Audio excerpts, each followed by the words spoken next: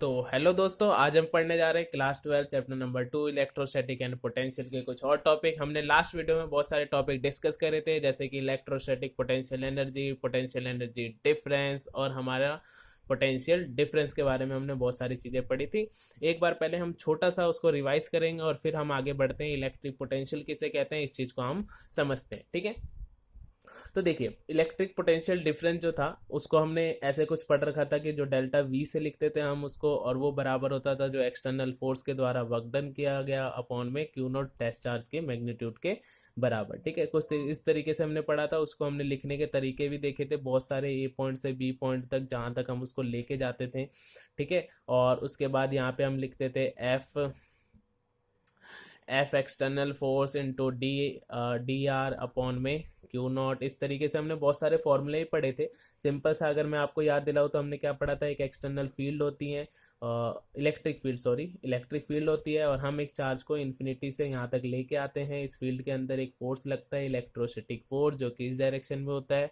Electrostatic force जो होता है इलेक्ट्रिक फील्ड के डायरेक्शन में होता है, और हम जो होता है एक एक्सटर्नल फोर्स लगा के जो होता है इसको यहाँ पे प्लेस करते हैं। यहाँ जब हम ए पॉइंट पे इसको प्लेस करते हैं तो इस पॉइंट पे प्लेस करने पे इस पे होती है एनर्जी।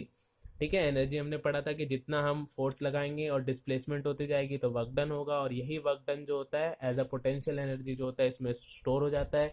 और दो एनर्जी के डिफरेंस को हम पोटेंशियल एनर्जी डिफरेंस के नाम से हमने पढ़ा था। ठीक है, तो हम आगे जो पढ़ने जा रहे हैं वो है हमारा इलेक्ट्रिक पोटेंशियल। इलेक्ट्रिक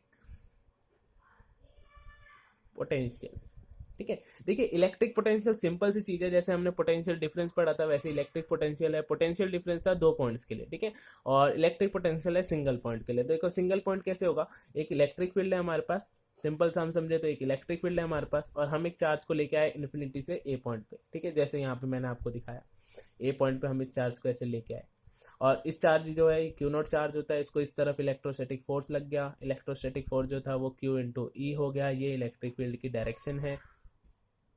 ठीक है, इस तरीके से हम उसको लेके आए, हम एक इलेक्ट्रिक फील्ड के अंदर एक पॉजिटिव यूनिट चार्ज को, जिसको हम टेस्ट चार्ज के नाम से जानते हैं, जो क्यू नॉट हो गया हमारे पास।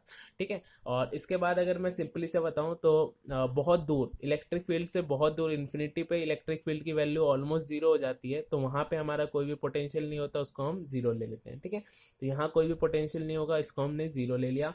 पोटेंशियल डिफरेंस को हमने डेल्टा वी से लिखा था, पोटेंशियल को हम वी से लिख देंगे। तो देखिए इन्फिनिटी पे जो पोटेंशियल है वो जीरो, और यहाँ पे जो पोटेंशियल है उसको हम ले लेते हैं वी ए। तो बेसिकली हम अगर वी ए की बात करें तो वी ए क्या होता है, देखिए तो वी ए होता है हमारा work done from infinity to a point upon में क्यू नॉट चार्ज। जैसे कि हमने पोटेंशियल डिफरेंस में पढ़ा था वैसे ही हमारा इलेक्ट्रिक पोटेंशियल है। इलेक्ट्रिक पोटेंशियल क्या है कि एक पॉजिटिव चार्ज को, एक पॉजिटिव यूनिट चार्ज को अगेंस्ट द इलेक्ट्रिक फील्ड अगर हम इन्फिनिटी से ए पॉइंट तक लेके आते हैं तो उसके द्वारा जो वर्क डन किया जाता है और वो चार्ज का जो रेशियो होता है वही हमारा क्या कहलाता है, इलेक्ट्रिक पोटेंशियल। ठीक है, तो यहाँ पे जब भी हमारा चार्ज होगा तो यहाँ पे उसके पे एक पोटेंशियल होगा। ठीक है, तो पोटेंशियल को हमने नापना भी सीखा था, उसको हम वोल्ट में नापते थे। ठीक है, पोटेंशियल वोल्ट में मेजर किया जाता था, जिसको हम वी से लिखते हैं, और वोल्ट जो होता है अगर आपको यहाँ से निकालें तो जो वर्क डन होता है वो जूल में नापा जाता है, और जो चार्ज होता है वो कूलम में नापा जाता है। तो जूल पर कूलम जो होता है वो भी हमारा इसकी यूनिट्स हो जाएगी। पोटेंशियल डिफरेंस या फिर इलेक्ट्रिक पोटेंशियल की यूनिट जो होगी वो क्या होगी, जूल पर कूलम या फिर वोल्ट कह सकते हैं आप। और इसकी डायमेंशन भी आप निकाल सकते हैं। वर्क डन की डायमेंशन जो होती है वो होती है एम एल स्क्वायर टी की पावर -2, और जो चार्ज की डायमेंशन होती है वो मैंने आपको बताई थी ए टी। ठीक है, एम्पेयर और टाइम, इस तरीके से। और जब इसको सॉल्व करेंगे आप तो ये पूरा हमारा निकल के आएगा एम एल स्क्वायर टी की पावर -3 और ए की पावर -1। इस तरीके से ये हमारा निकल के आ जाएगा। तो ये हमारा इलेक्ट्रिक पोटेंशियल हो गया। एक सिंगल चार्ज को इन्फिनिटी से ए पॉइंट तक लाने में जो वर्क डन किया जाता है उसी को हम क्या कह देते हैं, उस चार्ज का पोटेंशियल। ठीक है, एक पर्टिकुलर पॉइंट पे, ए पॉइंट पे जो पोटेंशियल है। ठीक है, और भी हम अगर सिंपल सा लिखे तो वर्क डन हमने निकालना सीखा था। वर्क डन जो था वो हमारे एनर्जी के डिफरेंस के बराबर होता था। तो एनर्जी के लिए हम लिख सकते हैं final energy minus initial energy. Initial यानी जहाँ से स्टार्ट करा और फाइनल जहाँ पे हम पहुंचे अपॉन में क्यू नॉट चार्ज। उस तरीके से हमने लास्ट क्लास में फॉर्मूले पढ़े थे वर्क डन के एनर्जी के हिसाब से। तो पोटेंशियल एनर्जी डिफरेंस के हिसाब से भी इसको लिख सकते हैं। और भी हमने फॉर्मूले पढ़े थे, उसके हिसाब से अगर हम लिखें तो जो वर्क डन होता है उसको हम फोर्स लिख सकते हैं, फोर्स और डिस्प्लेसमेंट का डॉट प्रोडक्ट अपॉन में क्यू नॉट चार्ज।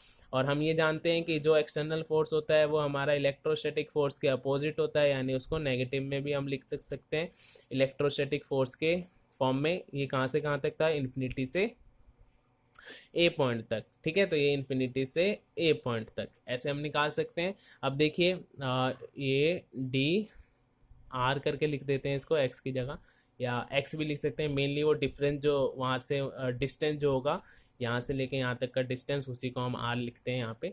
ठीक है, तो ये हमारा हो गया यहाँ पे। तो ये हमारा इलेक्ट्रिक पोटेंशियल के बारे में था। ठीक है, नेक्स्ट हम यहाँ पे जो पढ़ने जा रहे हैं वो हमारा सबसे फर्स्ट डेरिवेशन है इस चैप्टर की, जिसको हम कहते हैं इलेक्ट्रिक या इलेक्ट्रोस्टैटिक कह लेते हैं, electrostatic potential due two point charge.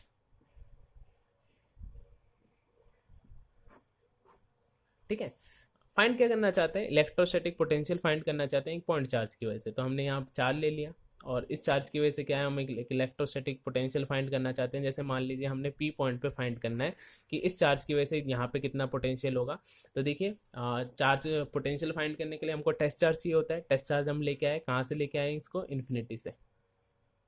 ठीक है, टेस्ट चार्ज लेके आए, इस पर एक वर्क डन लग रहा होगा, वो वर्क डन बराबर होगा एफ डॉट डी एक्स के। ठीक है, देखिए डी एक्स इसलिए कि हम इसको अगर डिफरेंट डिस्टेंस अगर लिख लें तो पी पॉइंट पे जहाँ पे हमको मेजर करना है उसको हम आर ले लेते हैं, और जहाँ से हम लेके आए उसको हम ले लेते हैं एक्स। ठीक है, एक्स से हम लेके आए हैं कहाँ तक, आर पॉइंट तक, जो क्यू से आर पॉइंट की डिस्टेंस है वहाँ पे हम निकालना चाहते हैं। ठीक है, तो देखिए सिंपल सा अगर मैं बताऊं तो हमको निकालना है इलेक्ट्रिक पोटेंशियल, इलेक्ट्रोस्टैटिक पोटेंशियल या इलेक्ट्रिक पोटेंशियल। तो पोटेंशियल निकालने के लिए देखिए आप सिंपल सा काम क्या कर सकते हैं, फर्स्ट फाइंड कर लीजिए वर्क। ठीक है, जो सॉरी मैंने यहाँ पे क्यू नॉट नहीं लिखा। ठीक है, फर्स्ट हम फाइंड कर लेते हैं वर्क। अगर हमको वर्क डन पता लग गया तो उसको अगर 4 से डिवाइड कर दें, ठीक है, तो सिंपल हमारा क्या आ जाएगा, इलेक्ट्रोस्टैटिक पोटेंशियल आ जाएगा। ठीक है, यहाँ तक आया आपको समझ में। तो सिंपली आप क्या कर सकते हो कि आपको वर्क डन निकालना है, और वर्क डन जो निकलेगा हमारा एक चार्ज की वजह से जो वर्क डन निकलेगा वही हमारा क्या कहलाता है, पोटेंशियल। ठीक है, तो मेनली हमको क्या फाइंड करना है, वर्क डन। जितना वर्क डन होगा वही हमारा पोटेंशियल कहलाएगा, जो कि हमको कहाँ से कहाँ तक आने में लग रहा है, इन्फिनिटी से इस पॉइंट तक, या एक्स पॉइंट से इस पॉइंट तक आने के लिए। ठीक है, तो अगर मैं सिंपली यहाँ लिख दूँ तो क्यू है, बाकी आप यहाँ पे लिख सकते हैं कि लेट करके कि जो क्यू है वो हमारा चार्ज है, प्लेस्ड है ओरिजिन पे इस तरीके से, जैसे यहाँ पे इस चार्ज को हमने रख दिया है, और एक स्मॉल चार्ज की वजह से हम जो है यहाँ पे वर्क डन फाइंड करना चाहते हैं कहाँ से कहाँ तक। तो ये हमारा एक पॉइंट हो गया, जैसे मान लीजिए पॉइंट हो गया ए और ये पॉइंट हो गया पी, तो हम ए से पी पॉइंट तक ये फाइंड करना चाहते हैं। तो अगर वर्क डन की बात करूँ तो अगर छोटा सा डिस्टेंस ले लें डी एक्स, तो डी एक्स के लिए हमारा जो वर्क डन होगा, छोटा सा वर्क डन, वो किसके बराबर हो जाएगा, एफ डॉट डी एक्स के। ठीक है, और अगर इसको सिंपली सॉल्व करें हम तो एफ और डी एक्स और डॉट प्रोडक्ट है तो यहाँ लिख सकते हैं कॉस थीटा, नॉर्मल सी चीज।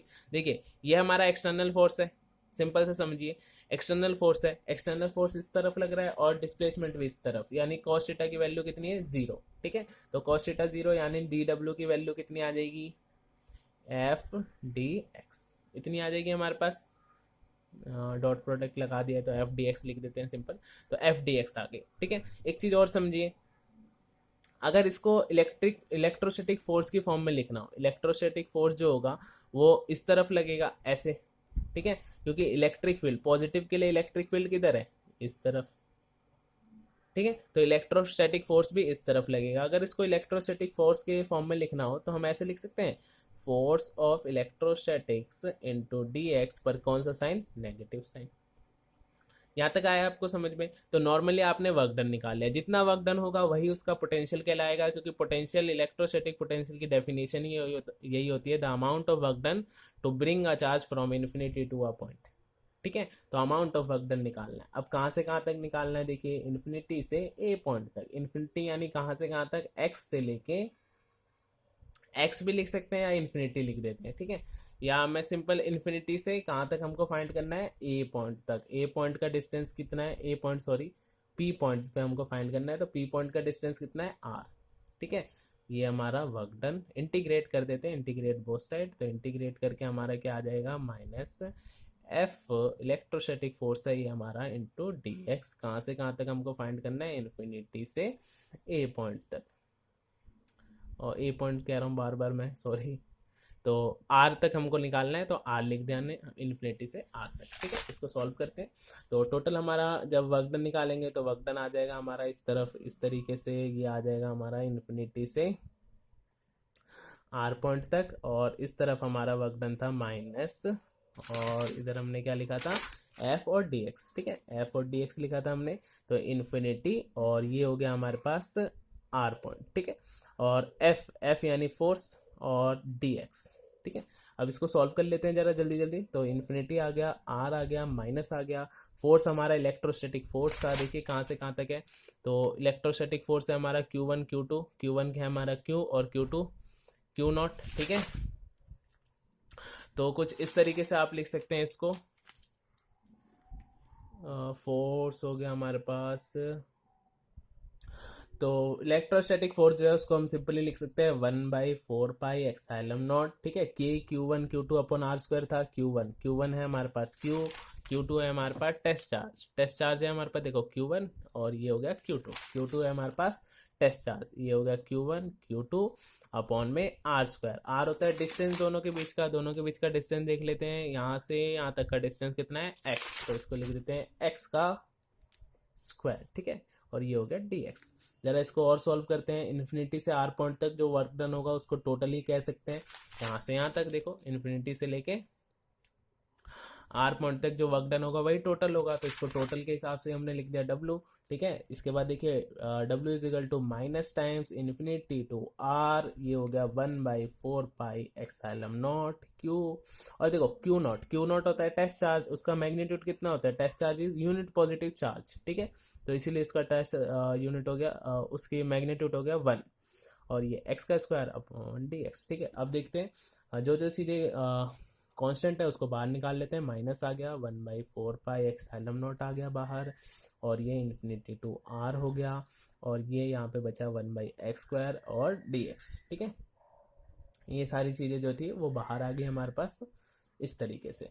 अब देखिए -1/4 पाई एक्साइलम नॉट। अब बस आपको इसको सॉल्व करते हुए जाना है, कोई बड़ी चीज़ नहीं है।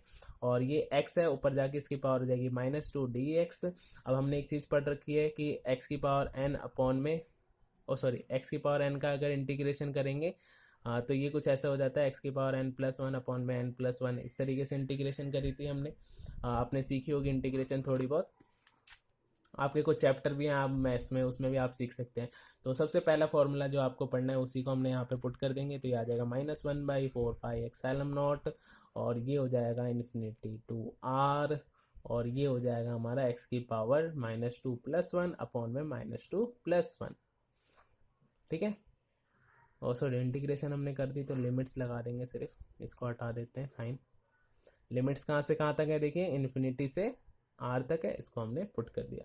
फिर इसको सिंपल सॉल्व करते हुए जाना है। 4 पाई एक्साइलम नॉट माइनस साइन क्यू, बार बार मैं भूल जा रहा हूँ, सॉरी यहाँ पे भी भूल गया। ठीक है, अब देखिए x की पावर कितनी हो जाएगी, -1, तो इसको लिख सकते हैं x की पावर -1 और अपॉन में -1, और ये इन्फिनिटी टू आर। ठीक है, बाकी देखिए इस माइनस को बाहर ले सकते हैं, और माइनस कैंसिल हो जाएगा, तो इसको हम कैंसिल ही कर देते हैं। ठीक है, तो कुछ इस तरीके से आएगा। देखिए आगे वर्क डन जो होगा वो बराबर होगा 1/4 पाई एक्साइलम नॉट, और ये हो जाएगा हमारे पास Q, और इसको क्या लिख सकते हैं, x की पावर 1/x लिख सकते हैं। अब लिमिट्स पुट कर देंगे बस लास्ट, तो ये कुछ इस तरीके से आ जाएगा 1/4 पाई एक्साइलम नॉट Q, और upper limit minus lower limit, x की जगह अपर लिमिट पुट करी आर हो गया, माइनस लोअर लिमिट पुट करी इन्फिनिटी, 1/∞ 0, तो ये हो जाएगा 1/4 पाई एक्साइलम नॉट क्यू अपॉन में आर। ठीक है, और यही अकॉर्डिंग टू डेफिनेशन हमारा क्या कहता है कि हमारा जो वर्क डन होगा वही पोटेंशियल के इक्वल होगा। तो पोटेंशियल किसके बराबर जाएगा, 1/4 पाई एक्साइलम नॉट क्यू अपॉन में आर। ठीक है, और अगर सिंपली अपने दिमाग में रखना है हमेशा तो ऐसे रख सकते हैं कि इलेक्ट्रोस्टैटिक बराबर होता है के, और पोटेंशियल बराबर होता है इलेक्ट्रिक पोटेंशियल के क्यू अपॉन में जो भी हमारा क्यू है अपॉन में आर। ठीक है, अगर आप देखें तो इन्वर्स रिलेशन है आर के बीच में, तो ग्राफ भी बना सकते हैं। हर चीज़ों में ऐसे ही करके आप देख सकते हैं। जो वी का ग्राफ है सिंपल सा अगर हम यहाँ पे बनाएं तो ये हो जाएगा वी ऊपर की तरफ और आर इस तरफ, तो ये कुछ घटता हुआ है तो कुछ इस तरीके से बनेगा। देखिए इन्वर्स रिलेशन है तो V is inversely proportion to 1/। ठीक है, इस तरीके से आपने बना दिया। इसमें आपको एक चीज ध्यान रखनी है, जो ये क्यू होता है अगर ये पॉजिटिव है तो पोटेंशियल पॉजिटिव आएगा, नेगेटिव है तो नेगेटिव आएगा। तो नोट में मैं लिख देता हूँ कि अगर क्यू जो है वो पॉजिटिव है तो पोटेंशियल भी जो होगा वो पॉजिटिव होगा, और अगर क्यू जो है वो नेगेटिव है तो पोटेंशियल भी जो होगा वो सॉरी पॉजिटिव है, नेगेटिव है तो पोटेंशियल भी नेगेटिव होगा। ठीक है, तो ये चीज़ आपकी आज की वीडियो में थी, बाकी हम पढ़ेंगे नेक्स्ट वीडियो में। तो आज की वीडियो में बस इतना ही, और अगर वीडियो अच्छी लगी है तो वीडियो को लाइक करें, शेयर करें, और अगर अभी तक चैनल को सब्सक्राइब नहीं करा तो चैनल को सब्सक्राइब करो यार। Okay bye.